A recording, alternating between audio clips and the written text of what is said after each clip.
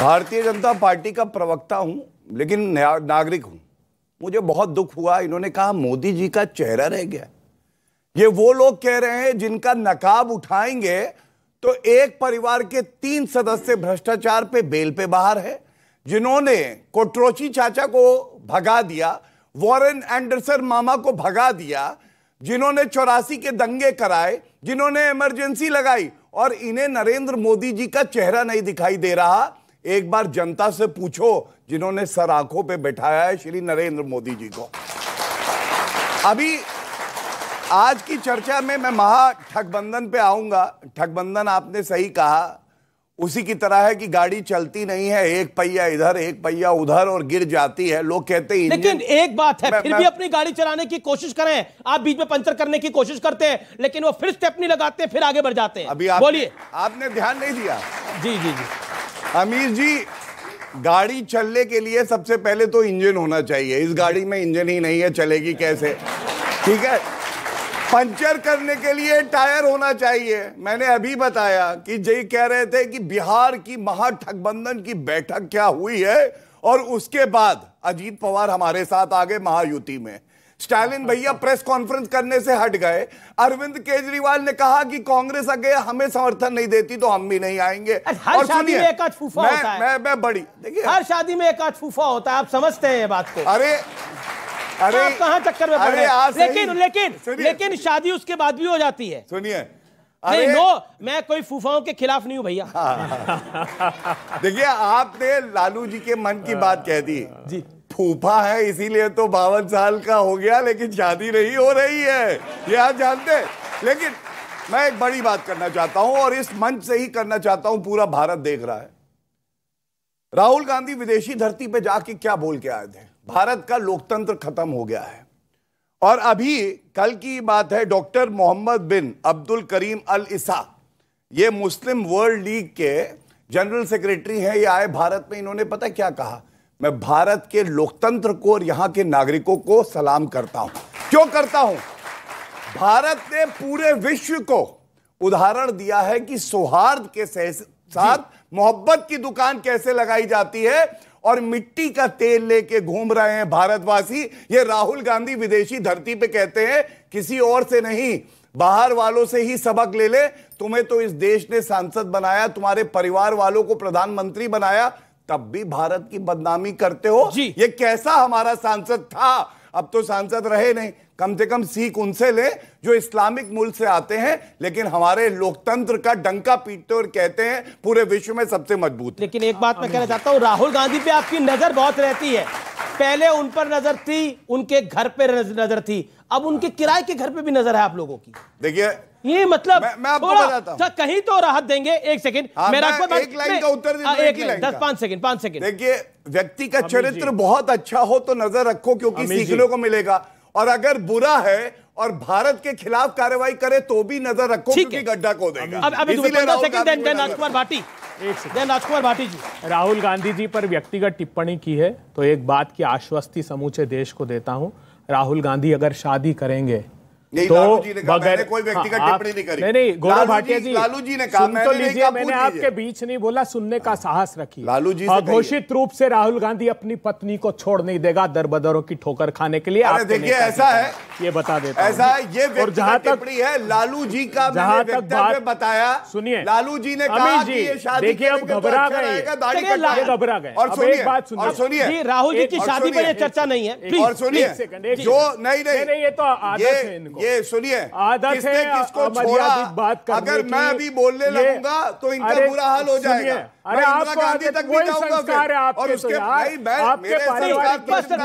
प्रधानमंत्री जी और एक महिला के सम्मान के लिए अब शब्द मत कहिए, ये जरूर इस मुझे लगता नहीं ये विषय को यही आप मेरा निवेदन मानिए, एंड दिस टॉपिक। राजकुमार भाटी को मैं लेके आता हूं। राजकुमार भाटी, पॉलिटिक्स का लड़ाई एक तरफ है, लेकिन जनता, ये जो जनता है और जो करोड़ों व्यूअर्स आपको देख रहे हैं, वो एक सवाल जरूर पूछेंगी, मोदी के सामने कौन? एक तो आपने शुरुआत किया चंद्रयान मिशन का सफल प्रक्षेपण हुआ, उस पर अभय दुबे जी ने भी बधाई दी, मैं भी बधाई देता हूँ। हर देश के हर नागरिक को गर्व होगा, हर सबको अच्छा लगेगा, खुशी होगी। लोकतंत्र में अगर लोकतंत्र में सशक्त विपक्ष नहीं होगा सरकार तानाशाह हो जाएगी।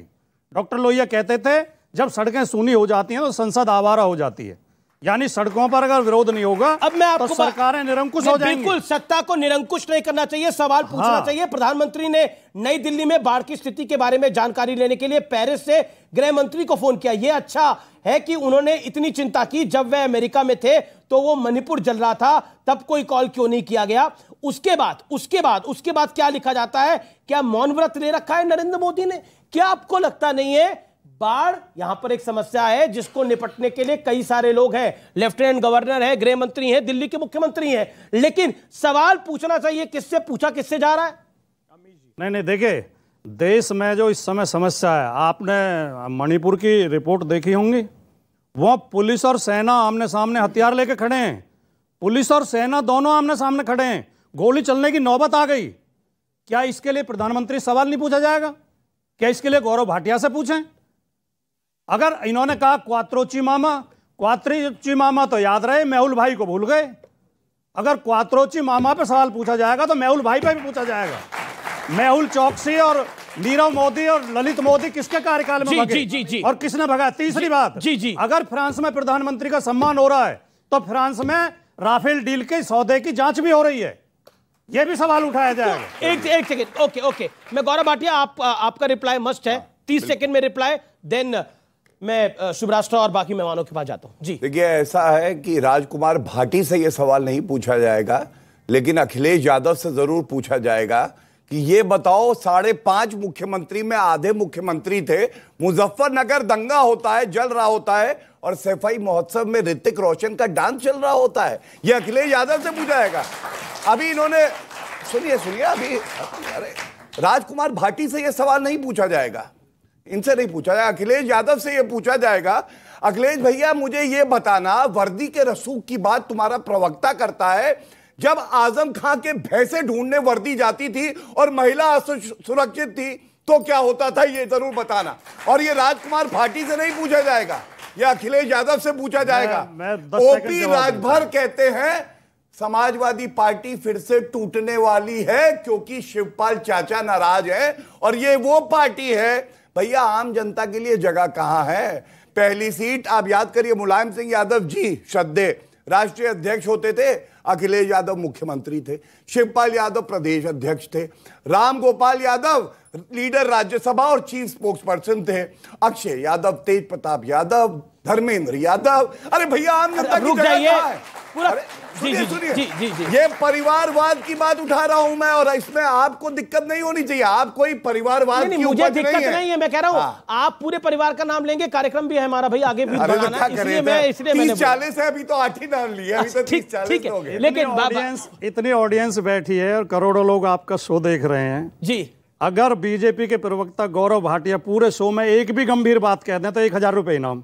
चुटकले छोड़ेंगे, इधर उधर भागेंगे, अनर्गल आरोप लगाएंगे, चरित्र हनन करेंगे, गंभीर बात कोई नहीं कहेंगे। अरे आप ये भूल जाते हो कि आप सरकार में हो, आपसे सवाल पूछे जाएंगे, हमारा अधिकार है सवाल, बिल्कुल सवाल आपका अधिकार है, सवाल पूछेगी, लेकिन आप जवाब देना नहीं चाहते, आपके पास जवाब नहीं है, मणिपुर में जवाब नहीं है। एक मिनट सुनिए, 10 साल पुराने मुजफ्फरनगर को उठाना है, मैं करूंगा, वर्तमान के मणिपुर का जवाब इनके दिल में लग जाएगा तीर। अब आप देखिए, मैं बताता हूं, ये गंभीर बात नहीं है, ये गंभीर बात नहीं है। मैंने क्या मुद्दा उठाया? एक्टिंग भी साथ क्या, एक्टिंग भी चलेगी, चुटकले तो चलेंगे, एक्टिंग भी। ये डांस का शो नहीं है, सीधे होकर गंभीर होकर जवाब दो। नाचने के लिए नहीं आते हो, नाचने के लिए नहीं आते हो भैया। डांस तो अखिलेश यादव कर रहे थे, इंडियन आइडल में जाओ डांस दिखाना। तो सुनिए, जनता ने क्या हाल कर दिया हमने देखा जी। गंभीर बात यह है, मैंने जब ये बात उठाई महिला अस्मिता की, लड़के हैं, लड़कों से गलती हो जाती है, रेप ही तो किया है, गलती हुई है, ये कहते हैं। आपने गंभीर सवाल की बात करी भाई, एक सेकंड, गंभीर बात होनी चाहिए, एक सेकंड। ब्रजभूषण जेल में है, मैं आऊंगा। ब्रजभूषण जेल में है, ये पूछो। राजकुमार भाटी, गौरव भाटिया, बेटियों की FIR है, ब्रजभूषण जेल में है। ओके, सत्यप्रकाश मिश्रा, मेरा सवाल है, बहुत बात हुई, गंभीरता से बात होनी चाहिए, तो एक गंभीर सवाल मेरी तरफ से भी और जनता की तरफ से भी, भाई आपकी तरफ से एक सवाल पूछ रहा हूं मैं।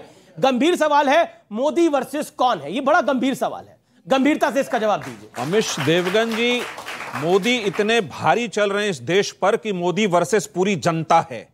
आप इस चीज को समझिए, मैं आपके सवाल पे आ रहा हूं, आप इस चीज को समझिए। मोदी के खिलाफ 63% वोट पिछले चुनाव में भी है, और सारी विपक्ष की पार्टियां जो अलग अलग राज्यों में मजबूत हैं वो सब 23 जून को बैठी थी। सिर्फ 303 में से 40 सीट कम कर देंगे, मोदी की सरकार तो नहीं बनने वाली। और ये हिंदी हार्टलैंड से कर देंगे। अगर सीटें यहां पर खड़े रहने से 40 यहां कम हो जाती, इसको समझिए। आप इस चीज को आप एक सेकंड सुनिए ना, सवाल काउंटर सवाल सुनिए, आप ही की बात को आगे बढ़ा रहा हूं। आपने बोला कि देखिए 63% वोट मोदी के खिलाफ था। अब आप मुझे बताइए ममता बनर्जी का दिल्ली में कितना प्रतिशत वोट है, और बताइए लालू यादव का उत्तर प्रदेश में कितना प्रतिशत वोट है, अब शरद पवार का बंगाल में कितना प्रतिशत वोट है। आप कमाल की बात करते हैं, अलग अलग जोड़ रहे हैं ना, अलग अलग हिस्से में। ममता बनर्जी वेस्ट बंगाल में अपनी छवि तो है, उनकी सरकार वहां तो है, उनकी सीटें वहां हैं, वो बढ़ेंगी, बंगाल में ममता का मुकाबला किसके साथ? विपक्ष की एक सेकंड, बंगाल में ममता का मुकाबला किसके साथ? बंगाल में ममता का मुकाबला किसके साथ? बीजेपी के साथ। अखिलेश यादव का मुकाबला और बहुजन समाज पार्टी का मुकाबला किसके साथ? बीजेपी के साथ। अब ये बिहार में जेडीयू आरजेडी का मुकाबला किसके साथ? बीजेपी के साथ। महाराष्ट्र में उद्धव ठाकरे शरद राव पवार का मुकाबला किनके साथ? बीजेपी के तालमेल के साथ। अब सुनिए, बात पूरी सुनिए। अब आप मुझे बताइए कि इस पूरे जिसको आप केमिस्ट्री मार रहे हैं, ये अर्थमेटिक में कैसे तब्दील होगी? एक अर्थमेटिक आपके सामने है, अखिलेश यादव और मायावती दोनों साथ में आए, हश्र क्या हुआ? आप जिस मॉडल की बात कर रहे हैं उस मॉडल की चर्चा अभी है नहीं। चर्चा सिर्फ इतनी है कि विपक्ष की तमाम पार्टियां जिस राज्य में जो मजबूत हैं, एक दूसरे का हाथ थामकर इस भारी सरकार जो बहुत भारी चल रही है, महंगाई पे भारी चल रही है, बेरोजगारी पे भारी चल रही है, और ये जनता वर्सेस मोदी की लड़ाई चलेगी। क्या ये जनता वर्सेस मोदी की लड़ाई है? और मोदी कहते हैं ये परिवारवादी बनाम मोदी की लड़ाई है। मोदी वर्सेस जनता अगर होगी भी तो वर्सेस में भारी कौन पड़ेगा, ये तो चुनाव दर चुनाव हम देख रहे हैं। और ये कोई नई बात तो नहीं कह रहे अमित जी। जो भी पक्ष सत्ता में होता है, सत्ता के खिलाफ या सत्ता के साथ जनता रहती है, जनता ही तो हमेशा चुनाव लड़ती है। आप मुझे बताइए, ऑडियंस में इतने सारे लोग बैठे हुए हैं, क्या आज तक इस देश में सिर्फ केवल पॉलिटिकल पार्टीज ने चुनाव लड़ा? इस देश में हमेशा जनता चुनाव लड़ती है। तो ये आज कुछ नई बात तो विपक्ष नहीं कह रही। जी, लेकिन क्योंकि बार बार परिवारवादी की बात हो रही है, तो मैं संजय सिंह जो कि आम आदमी पार्टी के सांसद हैं, उनकी एक बाइट है, आज मैं वो सुनाना चाहता हूं। आपको भी सुननी चाहिए और व्यूअर्स जो कि स्क्रीन के उस पार हैं उन्हें भी सुननी चाहिए, और फिर उसमें